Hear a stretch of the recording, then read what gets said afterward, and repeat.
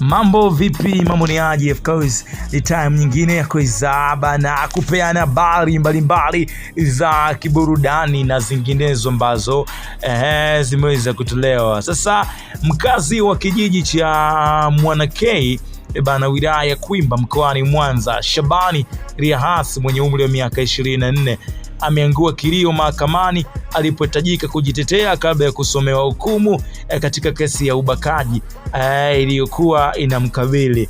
Mahakama ya wilaya ya Kwimba imemhukumu kifungo cha miaka 30 jela baada ya kupatikana na hatia ya kumbaka mwanafunzi wa darasa la 7 mwenye umri wa miaka 15. Jina limehifadhiwa kwa sababu za kisheria.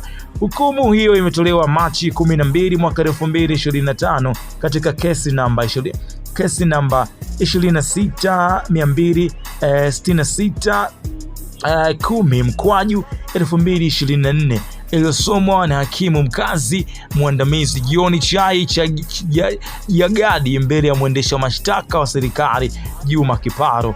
Kwa mujibu wa hati ya mashtaka, Riahasi alitenda kosa hilo mnamo Septemba 5, 2024 katika kijiji cha Mwamanga, wilaya ya Kwimba ndani ya chumba chake.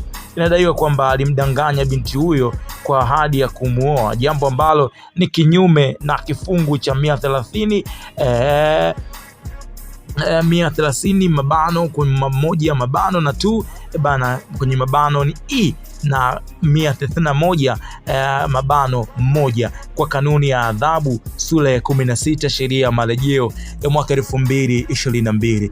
Mshtakiwa alifikishwa mahakamani Septemba 18, 2024 na kusomewa shtaka la ubakaji, lakini alikana kutenda kosa hilo. Kutokana na hatua hiyo, upande wa mashtaka uliwasilisha mashahidi 4 akiwemo mwathirika au mwathiriwa kuthibitisha shtaka hilo. Baada ya kupitia ushahidi uliotolewa, hakimu Jagadi alimtia hatiani mshtakiwa na kumpa fursa ya kujitetea.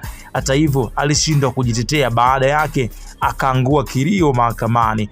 Mwendesha mashtaka aliomba mahakama itoe adhabu kali kwa mshtakiwa kwa kuwa vitendo vya ukatili dhidi ya wanawake vimekithiri na vinasababisha mabinti wengi kushindwa kumaliza shule, hivyo kudhoofisha juhudi za serikali kuwezesha watoto wa kike kufanikiwa kwenye ndoto zao. Baada ya kusikiliza hoja hizo, hakimu Jagadi alimhukumu Riahasi kifungo cha miaka 30 jela pamoja na